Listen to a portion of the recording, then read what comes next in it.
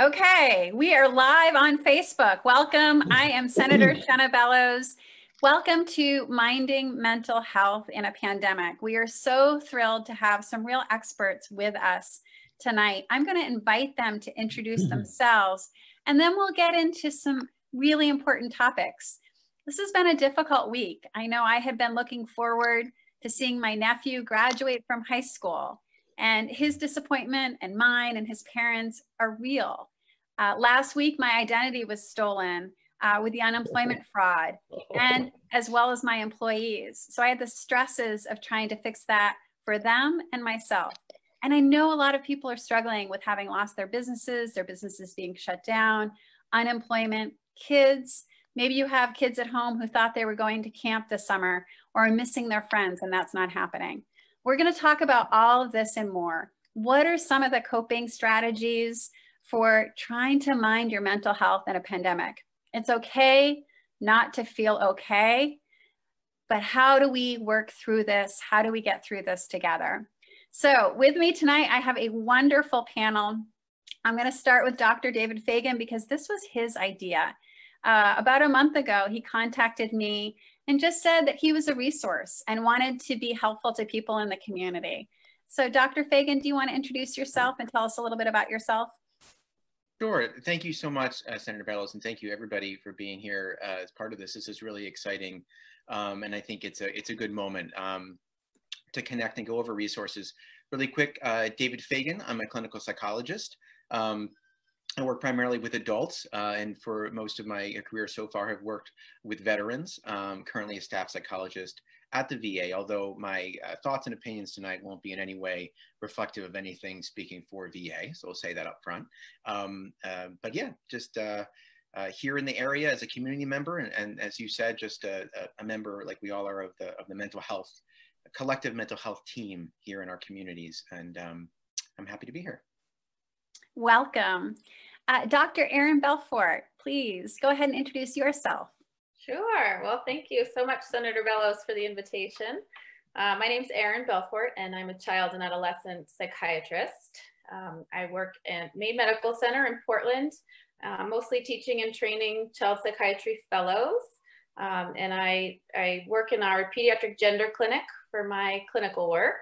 And I am a mother of 2 young boys who you may hear pounding around upstairs. So I'm experiencing this all as a parent as well. That's wonderful. Next, we have Dr. John Stewart.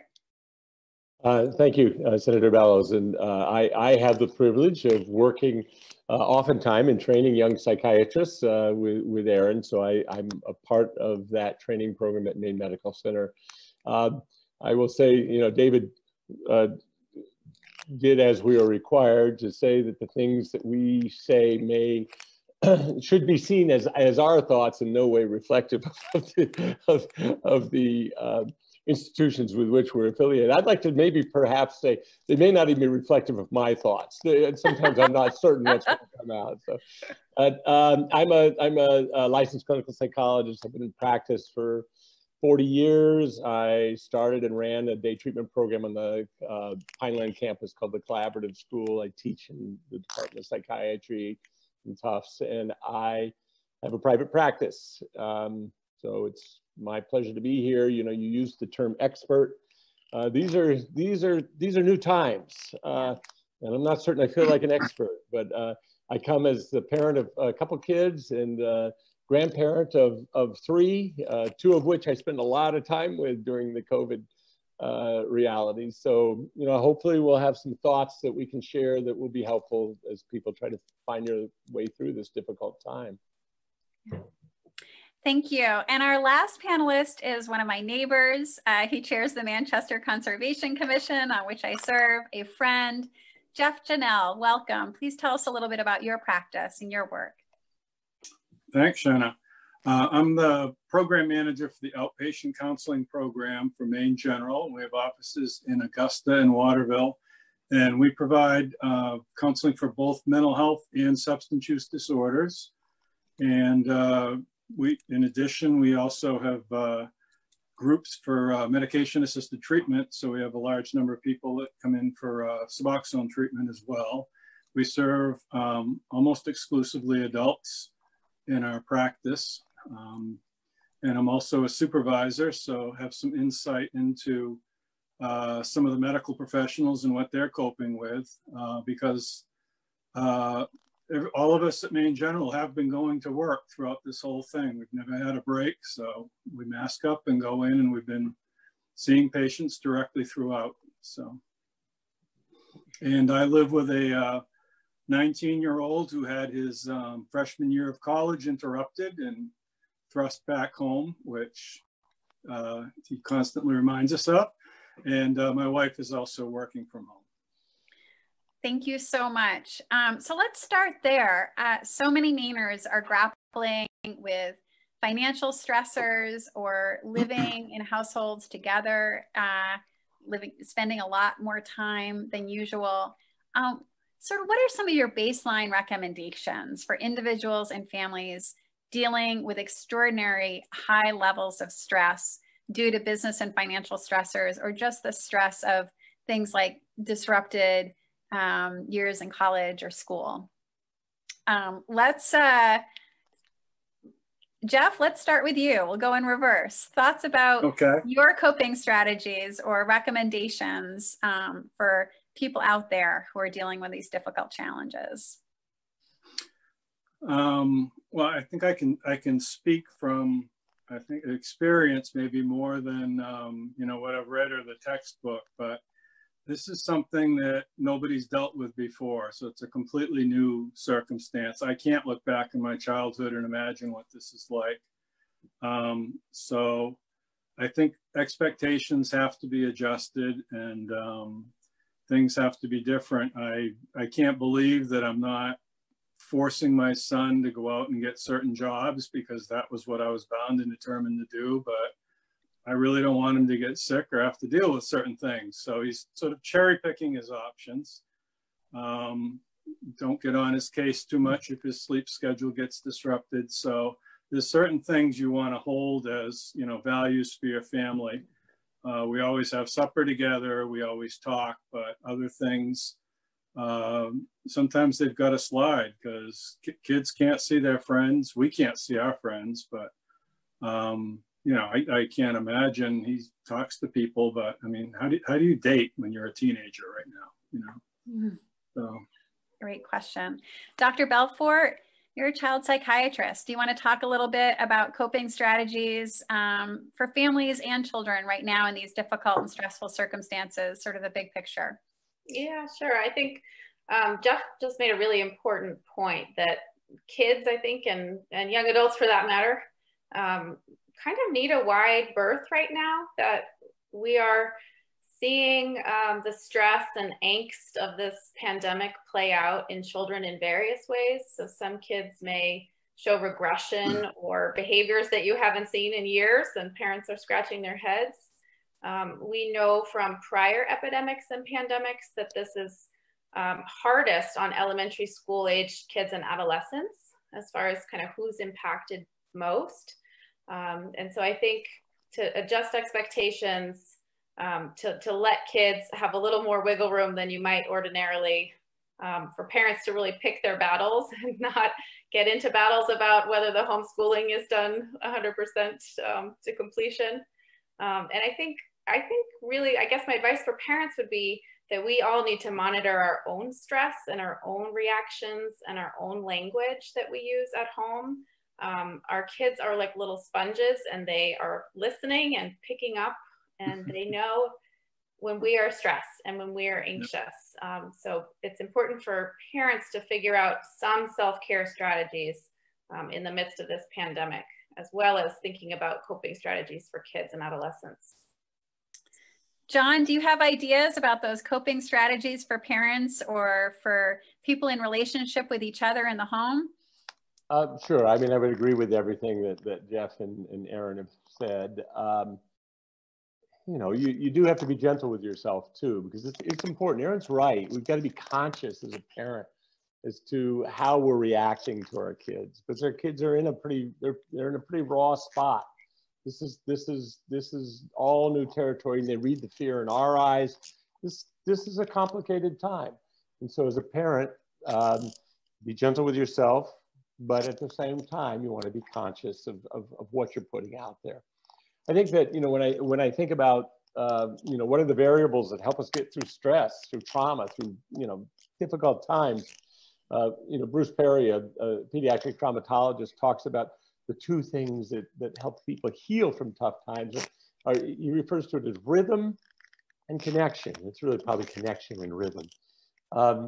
Rhythm just means creating as much predictability as possible in your life. I think one of the most difficult aspects of this whole experience is, you know, our kids can ask us, how long is it going to be? What's next?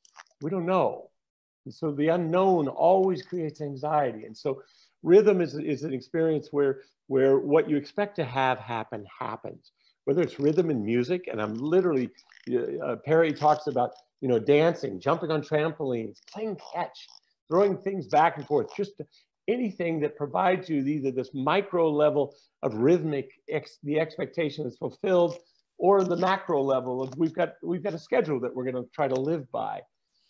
So rhythm is incredibly important, but that other piece of connection, I mean, there's nothing more important than that. And I think that I am very well entrenched in a focus on attachment. And one of the things that basically believing we're only as well as we are well connected. And that's during good times and bad times. And there's an acronym that poor Erin has heard me talk about ad nauseum, but I'll give it to you anyway. It's PACE. And it's kind of the you know, the golden pathway to connection. It's pretty simple. And PACE stands for, and this comes out of the work of Dan Hughes, who's actually a Mainer, but who's certainly internationally recognized. It's playful. Playfulness is not the icing on the cake. Playfulness is one of the most critical variables available to us in the process of connecting, of having real connection, where we're pretending that we're in a sword fight, or that it's the final game of the NBA and we're taking a shot. Whatever it is, playfulness, whether it's picking up your little one and pretending like they're an airplane, playfulness is not the icing on the cake. It's absolutely critical. Acceptance, which means you accept all things, not all behavior, but all thoughts, feelings, and perceptions. Your child says, there's a monster under my bed. You start out with, oh, buddy, oh my goodness, tell me about it. It's not, oh no, there's not, buddy, there's not a thing. You can be very kind and still not be accepting. And if you're accepting, you can then be the C, which stands for curious. And you can say, oh, there's a monster under your bed. Oh my goodness, no wonder you're scared. How long's he been there, buddy? And what you do is you talk through, as you're curious, you actually begin to engage, moving from the right hemispheric emotion to the left hemispheric capacity for rationality and creating a narrative. So playful, accepting, curious, and empathic. Go forth and practice PACE, and all will be well. I love that. Playful, acceptance, curious, empathic. Empathic. Okay. I didn't say much about empathy. We know what empathy is. It's feeling, it is the feeling that another, it's really your capacity to feel along with someone else, to help someone else feel felt. Thank you. Yeah. David, how about coping strategies from your perspective? The work that you're doing with families, the work that you're doing with veterans and individuals in the community. Share your thoughts on coping strategies during a pandemic. Sure. Well, I just love so much of what's been shared so far. And I think, you know, there are some really, I like that you shared that acronym, John. I think that that's a great example of having some of those tools in acronym form that we can remember to simplify when emotions and wondering about the future get very complex very fast right now and almost on a day-to-day. And so having those touchstones, those structures, and I love that because that's kind of a meta structure, right? So we can look at those tools, say, well, how can I be creative today? Or where's the empathy? Where's the space today? So we can have a structure, but also flex with what's going on. I think one of the things that occurs to me is, you know, looking within our family systems, looking within our networks, whatever those are, and really appreciating that we're going to have different needs and respecting that. Of course, there's the age of the people in our families where we're at. respecting, of course, that developmental processes don't end at the end of adolescence, right? We're at different phases of life. Maybe you were just transitioning to a new career when this all happened, or you're leaving something or starting something. We grow, we change, we stay hungry for things, we stay hungry for that connection. And so this disruption coming in and this major change, respecting that whatever the age we are, that we are in a developmental path and a life path already. And so, respecting that, and that different needs might be there in our families. And I was thinking about sort of 3 areas as we were talking here about sort of, of course, support, wellness, and engagement. And in that engagement, that what was being discussed about connection being so critical. We're asked to use technology to virtually connect, so to speak. We're told these things about how to support ourselves. We're reminded, of course, of all of the stuff we maybe already knew about our wellness, mental and physical health, which we may or may not have been engaging in, right, already. And I think that looking at those areas and realizing not only are those going to be maybe different things for different people in your home, but there's a lot of moving target right now with that, right? Supports that really were meaningful for us even a number of weeks ago may be different now, right? We may have been more in a connective place. We were on Zoom and Skype and we're doing all this stuff. And then we wake up and we realize, I'm not feeling that right now. I think it's a time to shift to the garden, or to shift to more asking my family system for time for myself, for whatever that is, for fun, for creativity, or for learning, right? When people are getting cut off from in-classroom connection. So there's a lot there, but I think that looking at where we get support, where we get engagement and connection, and where we find wellness for ourselves, or those are some areas to consider right now. I love what you just said about how our needs are changing over the course of the crisis. When we first started talking about this, Mother's Day had just happened, and I was really struggling with how to manage feelings around, distance and social distancing, not being able to see my 100-year-old grandmother, for example, because her retirement community is not allowing visitors. And then suddenly fast forward to this week, and I think a lot of people are struggling with deep sadness and fear and anger that's manifesting itself in the protests around the country. And we're seeing divisions not only within our country and communities, but divisions within families. And suddenly, that anger and sadness is surfacing there. So I'm going to ask a 2-part question, and you can take any part of it that speaks to you. And I guess the question is, well, let's start with what's happening right now. If we're feeling those senses of deep sadness or anger or fear, what are some of the coping strategies that you recommend for managing those really strong emotions that are coming up for so many of us right now? Any thoughts on that, especially as external events seem to be, buffeting us around? I see nodding heads. I'm going to pick on Aaron. No, mine's not. I don't know. And then maybe David. I think as you were talking, I was thinking about the data and the graphs that I've seen about psychological response to trauma. And there's often this sort of heroism phase that sort of right after a traumatic event, it kind of brings people together and they rally and communities form, and you see people reaching out to help each other, or recognizing frontline healthcare workers. And then there's sort of this honeymoon period where things feel okay and they feel manageable. And then it inevitably crests, and there's sort of this downslide, which is called this disillusionment period. And I think that's probably where we're at in this crisis.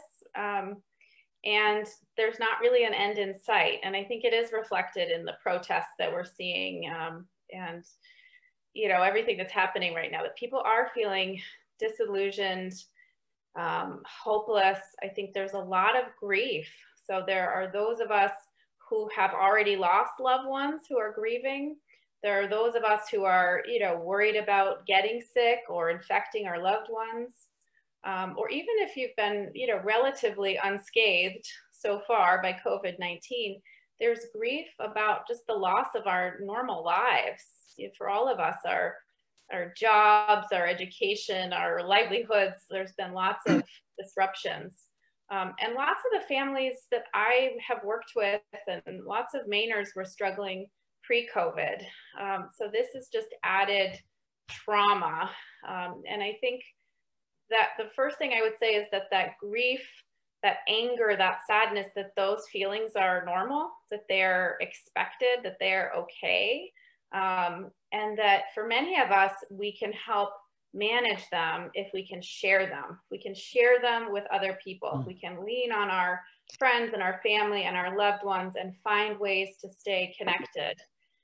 I think there are people who had pre-existing mental health problems, or who we know the rates of anxiety, depression, substance use, suicide, those things all increase in the context of a trauma and of a pandemic. And so I would encourage people to have a low threshold to reach out and ask for some professional help. And we can probably all talk more about how to do that as we talk throughout the hour. David, do you want to touch on this? Or no, go ahead, John, No, jump right in. one of the most stressful aspects of this currently for me is people are reaching out a lot for help. And I'm not saying that they shouldn't, they should, but I do think that in the last week and a half or so, just seeing a tremendous number of people who I've seen at some point in the past kind of coming back and saying, you know, I need some help here to find my way through this. You know, I'll say a couple other things, and then I jumped in for my turn anyway. One is that, you know, we do have some control over what we think about, not absolute, but, you know, we oftentimes think that, well, our feelings, you know, when we feel better, we'll do this, we'll do that. But things like gratitude, you know, they inoculate us to some extent. And that's a choice. It's a choice in the course, and gratitude is not like something you grab and you hold on to it. Now I'm just walking around grateful. We'd all hate you if you had that. But gratitude is a choice in a moment to stop and look at the sky and just take 1 second to stop and pay attention to it. Gratitude is in that, you know, looking at your grandkid's face, you know, looking at your dog's greeting of you, and even just stopping for a moment and noticing it and being grateful is really, really helpful. Gratitude has a power of itself, and that it is oftentimes a choice, but it isn't something we grab and we hold on to and it's ours.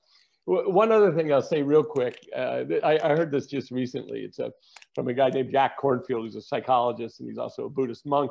He tells the story of when he was in training as a monk in Tibet. He's walking along with a master, and there are 3 other novices there with him, and he stops, and the master stops and points to this enormous rock across the way. And he says to his students, he says, "Is that rock heavy?" And the students all look at one another and they go, "Well, yeah," you know, reflect back, "Yeah, master, the rock's heavy." And his response is, "Only if you try to pick it up." Oh. There are many things that we have to just not pick up because right now we can't. It's the unknown, you know, there's many of those variables that we just have to say, it's a rock I can't pick up right now because it's too heavy. So now I'll be quiet. I love that. You know, what that reminds me of is that I don't know about the rest of you, but one of the things that already before this was going on, I feel like a touchstone to touch on with our patients is what are you trying to pick up, right? That rock. And in our current media culture, you know, we're just, again, way before COVID, this is an issue, right? Of how our endless feeds are sharing with us, yes, the joys, the incredible successes, but a lot of the sorrow and the pain of the entire world. And it's really not psychological. I mean, much more brilliant people than me have written books about this now, about, you know, that we're not really psychologically prepared to do that. You know, we're prepared to interact with and affect change and connect with that which is right in front of us, right? Always that we will, whether we're thinking globally or not, or being forced to, we are always going to act locally. And I think that's something that was already an important thing psychologically going on to talk about, but now especially, right? As not only are we thinking about what are the numbers of things in terms of COVID around the world, around the country, now we're talking about protests, city to city. What is this? I was just talking to a friend in Baltimore. Are you on, are you guys curfewed now in your town? Well, no, this, and, and there's just, it's too much. And it's absurd if you say, I'm going to pick up that rock. I love that story, right? So we smile and we say, yeah, of course, pick up the rock. Well, we're constantly trying to pick up a rock that's absurd for us to lift. Amen. And I think, we have to, each of us every day, I think, step back and appreciate that. And I want to come back to something Erin was talking about, grief. That was a very powerful moment. A colleague of mine early on in this, in March, I think it was, she sent out a message, and I think it was a link to something, but the thing was, it said, that feeling you're feeling is grief. And it had such an impact on me. So I'm really glad you're pointing to that, Erin, because that, that's something that I've really come back to over and over again, that on top, and then now, as you're saying this, of course, it's grief upon grief, and grief interacting with sadness, and now and anger, right? And how that flows. And I think that one of the things too that I think about with grief, and those of us who have lost loved ones and wonder the day of their passing, how life could possibly look into the future. And then we discover through walking it, right, that we do survive and we connect and we can thrive. And there's something about a connection between grief and bereavement and endurance. And this is a moment, big time, I think, right, for endurance, because there's so much uncertainty. I was thinking of the metaphor of putting up a fence, on a large parcel, and it's like, but you don't know how big it is. So it doesn't, the marathon, how long that is, this, but this is a thing where you don't know, but either way, it is post by post, right? It is day by day. It is the basic thing of that. And that, I think, in my own life is how, walking bereavement, walking grief. I get very loudmouthed about, Kubler-Ross's, it's not a stepwise thing, right? We move between these so-called phases of loss and bereavement. And that's to say, let's allow for anger when it's there. And then it shifts to this. And so there's flexibility in it, right? Just like if we're putting up the fence, we're going to take a break, right? We're going to maybe ask for help and that kind of thing. So I think I just wanted to toss that in and, about a connection I think I see there where between grief and endurance in this time. We have a question from the chat. So thank you to those who are watching on Facebook, and this is recorded so people can go back and check it out later if there's something you want to listen to again. But it's a question from Michael.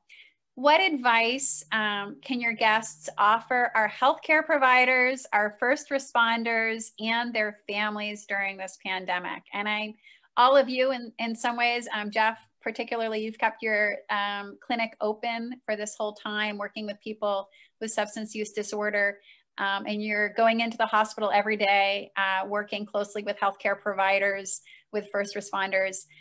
Do you have advice for those first responders, for the folks who are on the front line? So Jeff, I'll start with you. Okay.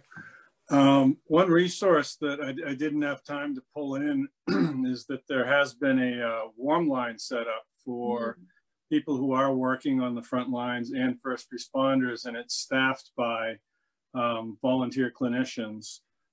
So I wouldn't know if some of my staff are calling it, but I do know that some of them are volunteering to man the lines. So I'll just zip the number out there quick. Toll free, it's 866-367-4440. And that is an option, and I can try to connect it back with your website or something if that would be helpful. But I think it is a lot of stress, and it's very tiring to have to be aware and alert every minute about, where's my mask? Who am I talking to? How close am I to this person? What did I just last touch? Oh my goodness, my nose itches. And I think the people that are in that are exhausted at the end of the day. And they come home and then they're very afraid to maybe to mingle with their families because they've been in contact with other people. And how do you stay safe? But I think establish a routine. You know, people who have been working in the hospital setting come home and they, you know, they take their shoes off. Some of them even take their clothes off and jump in the shower. But, you know, we all have a rule that we wash our hands in the sink that's right by the door before we even come in.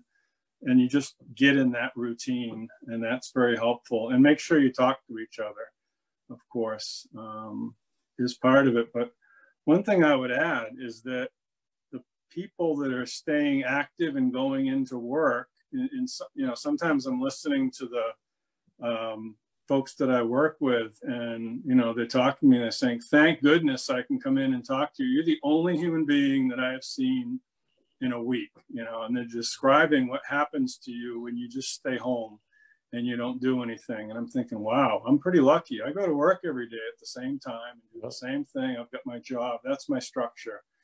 So I think there are also some advantages to that, as well as the stressors. So I know my mom is a home healthcare nurse, and when I had to wear a mask for 4 hours recently, I suddenly had a newfound appreciation for the fact that she's wearing a mask all day, every day.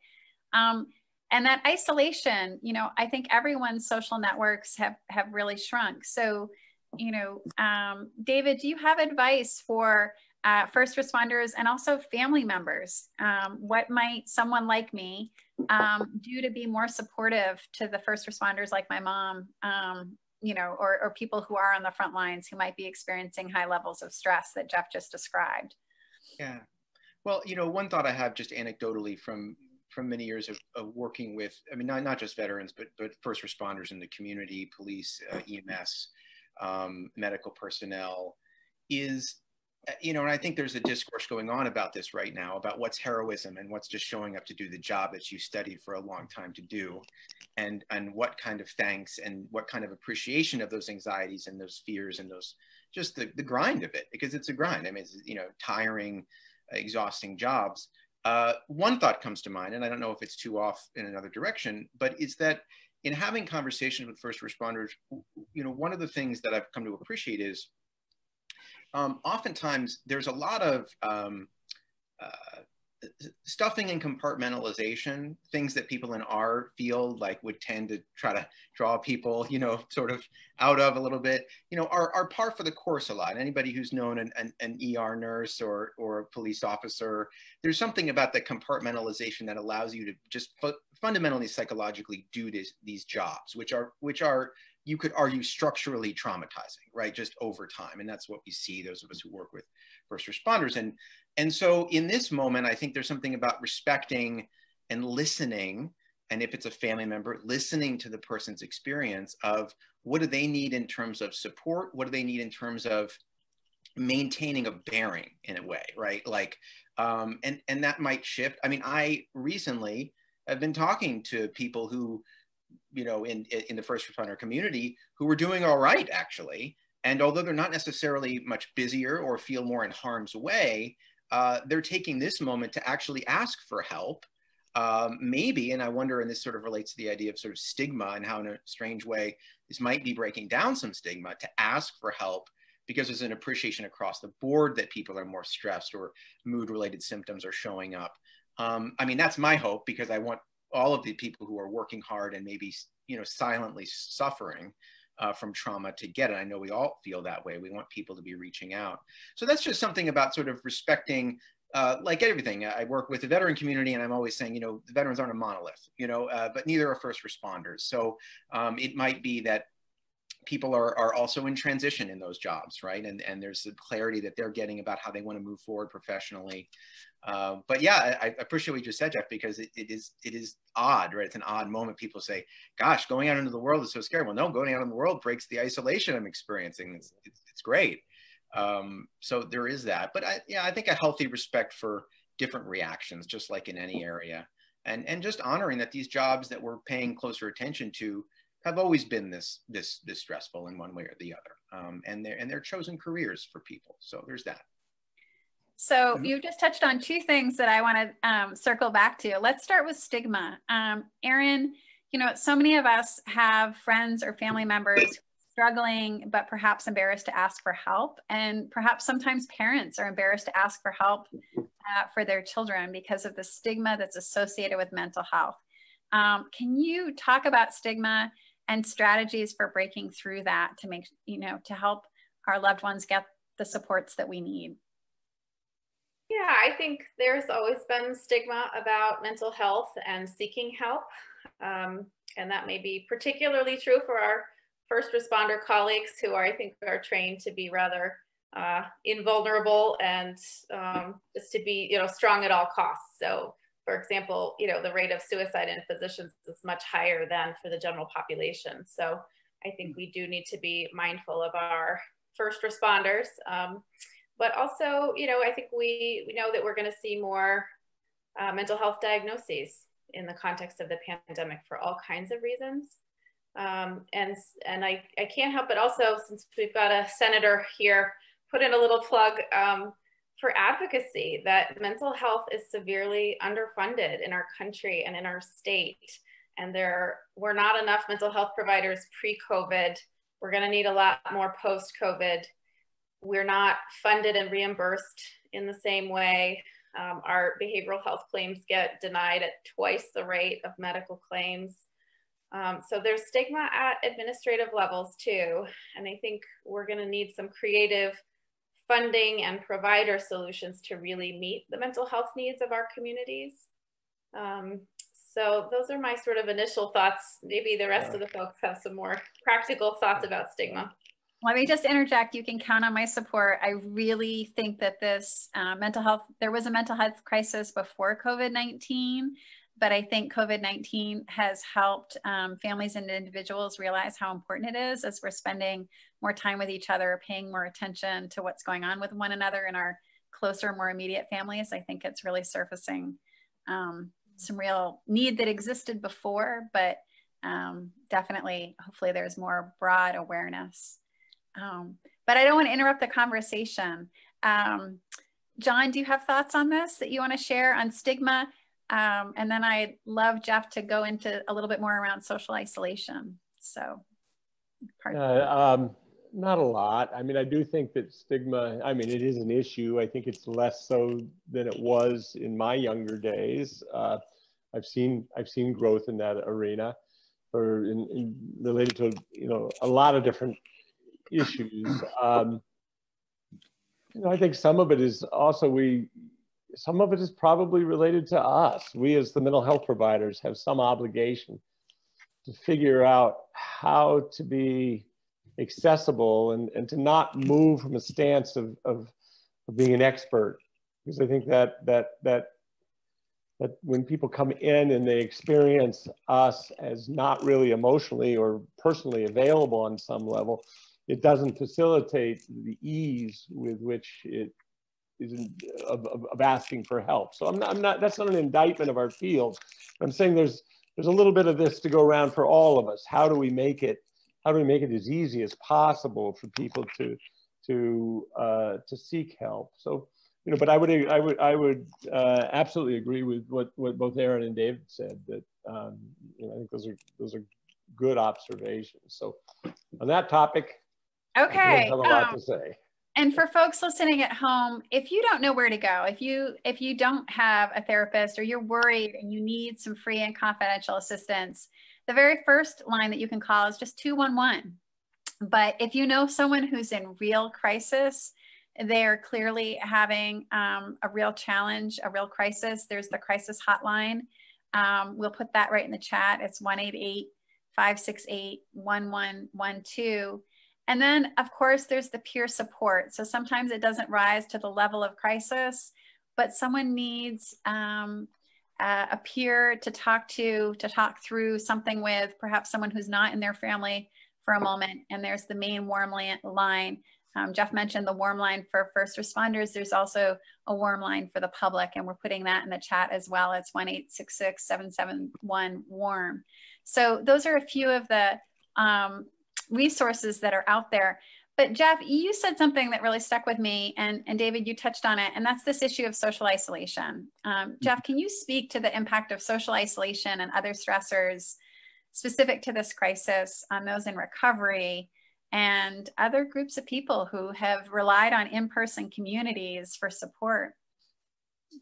Yeah, I think I can. I did want to say about stigma. One of the most successful things for helping people not feel like it's just them has been the use of peer supports. Years ago, I used to work doing advocacy for children with mental health issues. And virtually all of the parents, usually mothers who came into the system, all felt like they were horrible parents and they were doing everything wrong and they wouldn't talk to anybody about it. And by connecting them with other parents, suddenly they realized that, oh, it's not me, it's not my parent. I mean, maybe the parenting could use a little tune-up, but I mean, there were bigger issues at play, and there are other people just like them out there that they didn't even know about or see. And the same thing occurs in the mental health and recovery community. We really try to utilize peer supports who have sort of gone through the process, you know, probably have some, you know, recovery and success under their belts. But if I'm leading a group or talking to people and the peer support person is there and, you know, I'm trying to make one of my brilliant informed points, nobody wants to talk to me. They want to talk to the other guy. So I think we have a role. I'm not saying we don't, but you know, the way in is really through talking with your neighbors and people like you, first of all. And maybe they'll say, hey, I know this good psychologist or psychiatrist, and you know, give them our numbers. And that's very important. But to speak to the isolation part, we all tell people to have a routine and have a structure in your life and organize your supports. And a lot of that's just been completely torn away. I was talking with a guy on Friday who's got major mental illness and alcoholism and opiate use disorder and physical issues. And he's struggled very much, but also done very well and been very stable. But when I saw him, it was just like he was right back to zero again. And he was crying and everything's fallen apart.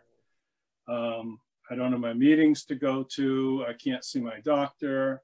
And his whole world had been turned upside down. So I think that is a challenge. I did share a link to try to do some stuff online. There are online meetings that can be done. So Zoom meetings for people both locally and nationally who are in mental health recovery or substance use recovery. Wouldn't be surprised if there aren't some parent support groups that are going as well, although I don't have the links to them. But that would be the kind of thing to really steer people towards for some support. Wonderful. Wonderful. Senator Bellows, you know, yeah. One of the things I was thinking about on the support to first responders, to nurses and doctors and the fire department folks who are out there. I think Jeff or David said something about, you know, that's their job. And on some level, the expression of appreciation is complicated for them, because that's what they do. That's their job. And they have some sense of it. And it's not that we're not supposed to appreciate what they're doing, but that's more of a sense of pride in them, where I think maybe a more powerful response is, and this is going to sound pretty hokey, but it's to say, you know, we love you. You know, that kind of goes across all boundaries. I was driving down Congress Street the other day, and there were some kids out with a sign that said, "I love you." And I thought, I'm pretty fortunate to have people who love me. I'm not somebody who doesn't have anybody who loves him. But I looked at that sign, and that sign lifted my heart. You know, and that I think that we're so in need of just beyond appreciation for what people do, but a deep appreciation for the fact that they're lovable. And so that's a little different angle, but it's one that I believe in. Touching on that, how communities respond to this crisis. So you're talking about kids holding a sign, "I love you," and how that touched you. How have you seen communities respond to this crisis? Have you seen other encouraging examples of people supporting each other? Ways, you know, again, strategies that we can support each other during this really challenging time. Anybody? I was driving up just north of Portland not long ago, and there was a sign out in front of the house that said it was Jeannie's 5th birthday. And you know, she couldn't have a birthday party, so it said, please honk. And every car that went by was honking. It was, you know, it was little, but it's something. You know, I think the police officer that I saw, I can't remember, maybe in Houston, who stepped across the barrier and felt with the people on the other side. You know, there's some courage and some, you know, tremendous moments out there. But as David had said, our news tends to go towards feeding us information that's pretty disheartening. And that's not their fault. I'm not, you know, it's not fake news. It's real news, unfortunately. I wish it was fake news. Well, I think off of that too, and when you see all these beautiful and creative ways that communities, you know, locally here got going, stepping out, playing some music, singing, of course, the Italians in Northern Italy, right? Yeah. They kind of broke that open, I think, globally. They say, wait, oh yeah. And I love using the metaphor of singing across a canyon, you know, just trying to understand one another, you know, and we can sing across and we can inspire each other. And there can be that creativity that John was talking about. And you see that spark up. And I think what I take ultimately as the greatest thing of hope, and it's yes, it's referencing what we all endured as a world in the world wars, and it's all the other few reference points we have, right, to touch on. But it's that with all the sense of loss, the thing that never gets removed is our common humanity. It just fundamentally, that when you scare a person, their heart goes, right? When you hug a person, we're not doing that much anymore right now, but right, you know, but the basics of just being a human being. And part of that, and I'm a big proponent of all things creative arts to help us in terms of psychological wellness and growth and community engagement. You see this spring up very organically, you know, and you look to the joy and the creativity of a child or a neighborhood, just getting creative, honking horns. This doesn't really require a whole lot of, you know, problem solve. You know what I mean? I mean, it's like there are things that logistically it's a challenge right now, and that does require a lot. But from the heart, neighbor helping neighbor, words of encouragement, reminders of the things we need. We talked about peer-to-peer, those things that a peer can say to another, maybe in recovery, or somebody who's a gardener across the road, right? You can share in ways that don't require a lot of special COVID 2019 adjustment, right? I mean, it's like, I've been trying to say that a lot to clients and to myself and think about that, right? Of like, wait, what doesn't have to be reinvented here? And I think that some of the really beautiful ways that people are supporting each other are coming in that organic way. You know, I train as a community psychologist, and we think about things in terms of systems, and we think about constructs like, of course, you know, identity, but we talk about community identity, and we talk about these, you know, resources that live in the collective. And the beautiful thing also, besides our common humanity, I think, is that those resources within our communities, they're there, they've existed, they're the sort of bedrock, right? Or whatever metaphor you would use, you know, they're the fertile soil.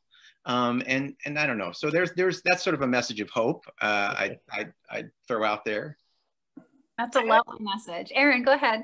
I was just thinking about, you know, I work with kids and adolescents mostly, and I've been so impressed with how school systems and how local communities have really rallied around kids.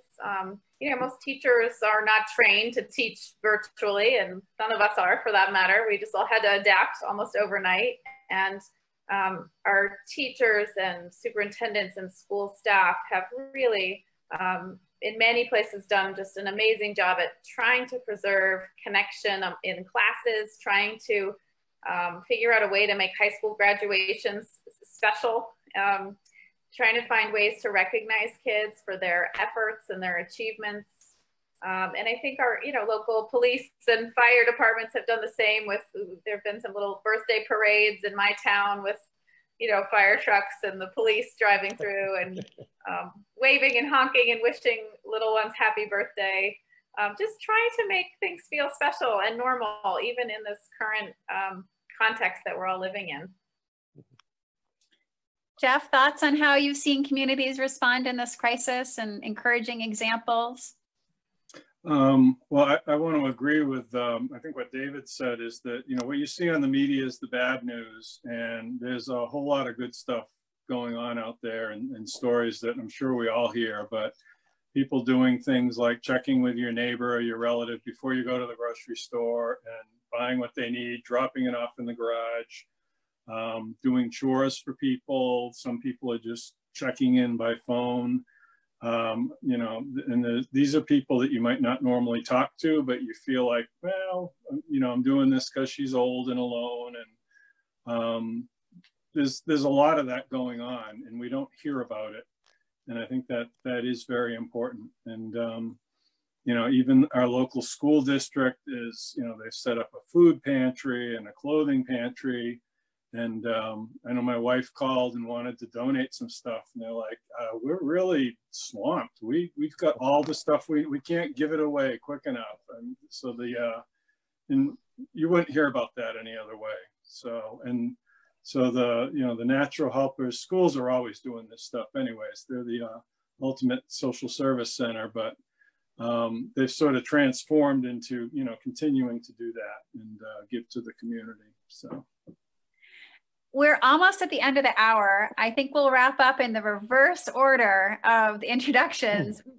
Final thoughts. So we've just heard some encouraging, hopeful examples of how we can create connection and create community during difficult times.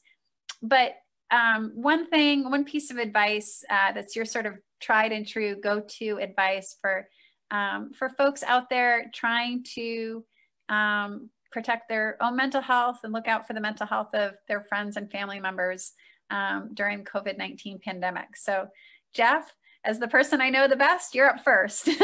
Right. I would say, maintain your structure and make sure you've got, healthy habits and things in there. And if your kid's not doing such a great job at that, then just kind of let it go. So. John. Yeah, I hang in there. Get outside. The seagulls are no different than they've ever been. The ocean is as it has always been. There is some benefit in being older. I remember well, Chicago and Detroit in '68 and Watts, and I remember our going through a time in this country where the wheels fell off and where structural change was essential. A lot happened. I think we'll stabilize. We'll come back together. But it's hard. So we hang together and be kind. Do your best to be kind. Appreciate your neighbor's garden, as David was saying. There's something important about that. Erin, your final thoughts, advice? Yeah, sure. Well, John sort of beat me to it, but I was thinking about, the most important thing I am always trying to teach my 4- and 7-year-old are to be kind and to be kind to ourselves right now and just give yourself some self-compassion and a little leeway and let go of some of that guilt and shame if you're not juggling your job and your parenting and your homeschooling and everything perfectly, because I don't know anybody who is. And be kind to each other. David, you have the last word in part because this panel, this idea was yours, and really appreciate you being here and helping pull this together tonight. Well, something that my wife reminded me that this was sort of about, which I'm realizing is a little bit full circle. My mentor mentioned to me in training, she said, David, you like to make stuff that wasn't there before. And I do enjoy that. I love that you love this idea and using, Zoom and Facebook isn't a new idea, but like let's connect out to community. Let's figure this out. The thought off of that makes me think of it is, this seems like a time where it's battening down the hatches and thinking in a scarcity lens. And I really think when I think about the first thing I wanted to say was, mindfulness. A lot of what we teach and help people do in behavioral health, be in the moment. We don't know how many more days. We got today, we got right now. You have this breath, you have this person you love right in front of you. Just do now, and to simplify in that way. But connected to that is that I think when we do that, we realize that wherever we're at, in pain, in loss, in not knowing, in uncertainty, there's avenues, not just of connection, we talked a lot about that, but there's avenues of growth, of real growth. That it doesn't have to be a time just of scarcity and loss. That I think a lot of people are learning stuff about themselves they needed to learn right now. They're learning about how to connect in new ways. We're challenging ourselves and growing. And just like John was saying, these moments of upheaval in our local histories and in our national and global histories, we grow. We grow and we change, and yes, we come back together, we come back different. But this is the time we can take advantage of for whatever your path of growth is. It doesn't just have to be about what we have to say goodbye to, if that makes sense. So. Thank you so much, all of you. This has been a really phenomenal hour. And for folks at home on Facebook, we posted in the chat a variety of resources. Take advantage of them and let this be the beginning of a conversation, not the end of mental health and thinking about it in yourself, in your families, your friends, and our communities. We're in this together and we'll get through this by supporting one another together. I'm Senator Shenna Bellows. It's been such a pleasure to have all of you tonight. Dr. David Fagan, Dr. Aaron Belfort, Dr. John Stewart, and Jeff Janell, LCPC and counselor. Thank you so much for joining us in this panel. We deeply appreciated it. Bye now. Good night, everybody. Pleasure. Thank you. Bye-bye, guys.